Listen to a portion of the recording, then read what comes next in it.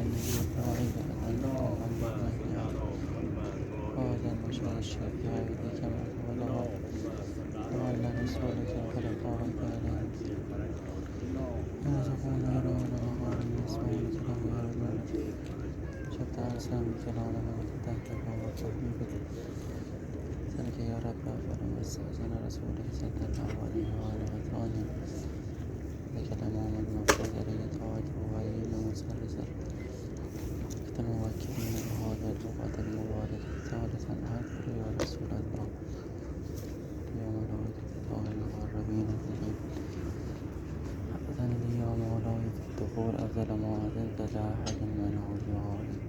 وإن لم أكن أهلا لذلك فأنت أهل.